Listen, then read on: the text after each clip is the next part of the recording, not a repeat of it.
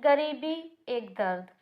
एक बार मैं घर के करीब से गुजर रहा था कि अचानक से मुझे उस घर के अंदर से एक बच्चे की रोने की आवाज़ आई। उस बच्चे की आवाज़ में इतना दर्द था कि अंदर जाकर वह बच्चा क्यों रो रहा है या मालूम करने से मैं खुद को रोक ना सका। अंदर जाकर मैंने देखा कि एक माँ अपने 10 साल के बेटे को आहिस्ता से मारती और बच्चे के साथ खुद भी रोने लगती। मैंने आगे जाकर पूछा, बहन जी, आप इस छोटे से बच्चे को क्यों मार रही हो, जबकि आप खुद भी रो रही हो? उसने जवाब दिया, भाई साहब, इसके पिताजी इस दुनिया को छोड़ गए हैं और हम लोग बहुत ही गरीब हैं। उनके जाने के बाद मैं लोगों के घरों में काम करके घर और इसकी पढ़ाई का खर्च बामुश्किल उठाती हूँ। और यह कमबख्त स्कूल रोज़ाना देर से जाता है और रोज़ाना घर देर से आता है। जाते हुए रास्ते में कहीं खेल कूद में लग जाता है और पढ़ाई की तरफ ज़रा भी ध्यान नहीं देता, जिसकी वजह से रोज़ाना अपनी स्कूल की वर्दी गंदी कर लेता है। मैंने बच्चे और उसकी माँ को जैसे तैसे थोड़ा समझाया और चल दिया। इस घटना को कुछ दिन ही बीते थे कि एक दिन सुबह सुबह कुछ काम से मैं सब्जी मंडी गया, तो अचानक मेरी नज़र उसी 10 साल के बच्चे पर पड़ी जो रोज़ाना घर से मार खाता था। मैं क्या देखता हूँ कि वह बच्चा मंडी में घूम रहा है और जो दुकानदार अपनी दुकानों के लिए सब्जी खरीदकर अपनी बोरियों में डालते, तो उनसे कोई सब्जी जमीन पर गिर जाती थी। वह बच्चा उसे फौरन उठाकर अपनी झोली में डाल लेता।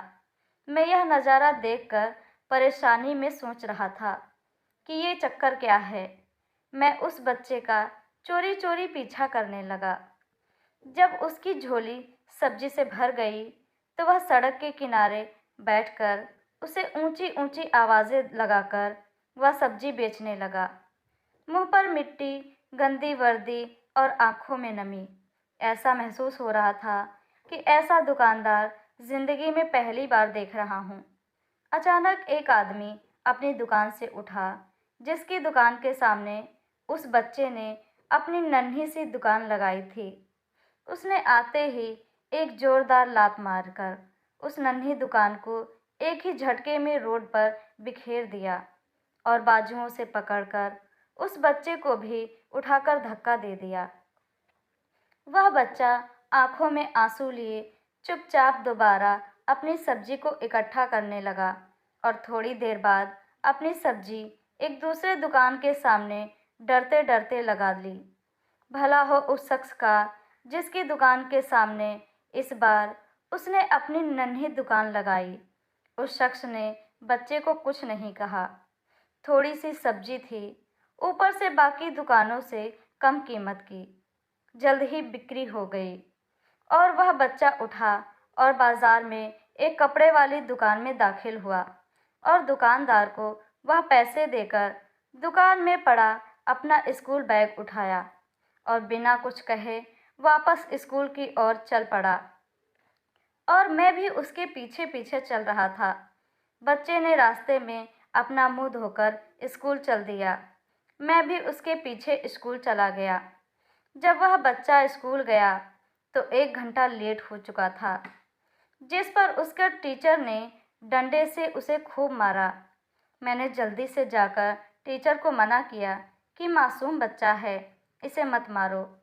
टीचर कहने लगे कि यह रोज़ाना 1 डेढ़ घंटे लेट ही आता है और मैं रोज़ाना इसे सज़ा देता हूँ कि डर से स्कूल वक्त पर आए, और कई बार मैं इसके घर पर भी खबर दे चुका हूँ। खैर, बच्चा मार खाने के बाद क्लास में बैठकर पढ़ने लगा। मैंने उसके टीचर का मोबाइल नंबर लिया और घर की तरफ चल दिया।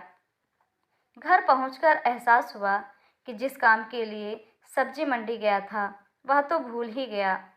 मासूम बच्चे ने घर आकर माँ से एक बार फिर मार खाई। सारी रात मेरा सर चकराता रहा। सुबह उठकर फौरन बच्चे के टीचर को कॉल की कि मंडी टाइम हर हालत में मंडी पहुँचे। वो मान गए। सूरज निकला और बच्चे का स्कूल जाने का वक्त हुआ और बच्चा घर से सीधा मंडी अपनी नन्ही दुकान का इंतज़ाम करने निकला।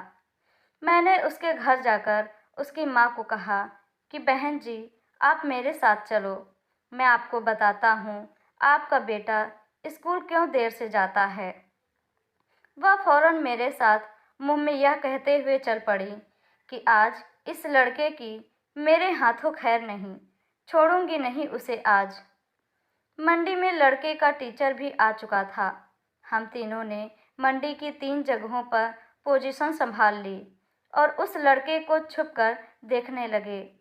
आज फिर भी उसे काफ़ी लोगों से डांट फटकार और धक्के खाने पड़े और आखिरकार वह लड़का अपनी सब्जी बेचकर कपड़े वाली दुकान पर चल दिया।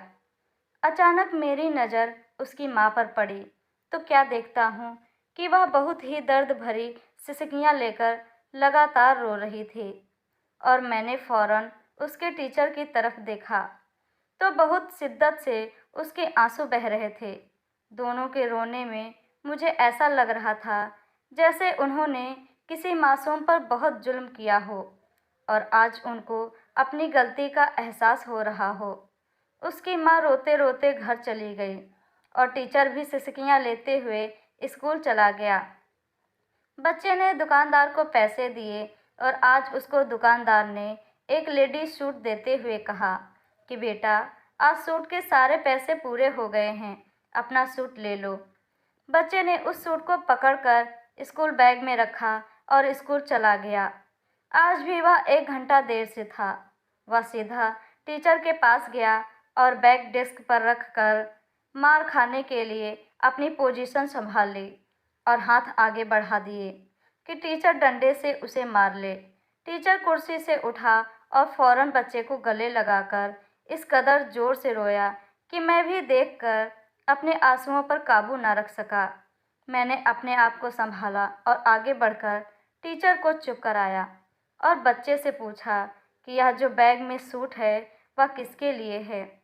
बच्चे ने रोते हुए जवाब दिया कि मेरी माँ अमीर लोगों के घरों में मजदूरी करने जाती है और उसके कपड़े फटे हुए होते हैं, कोई जिस्म को पूरी तरह से ढांपने वाला सूट नहीं है और मेरी माँ के पास पैसे नहीं हैं, इसलिए अपनी माँ के लिए यह सूट खरीदा है। तो यह सूट अब घर ले जाकर माँ को आज दोगे? मैंने बच्चे से सवाल पूछा। जवाब ने मेरे और उस बच्चे के टीचर के पैरों के नीचे से ज़मीन ही निकाल दी। बच्चे ने जवाब दिया, नहीं अंकल, छुट्टी के बाद मैं इसे दर्जी को सिलाई के लिए दे दूँगा।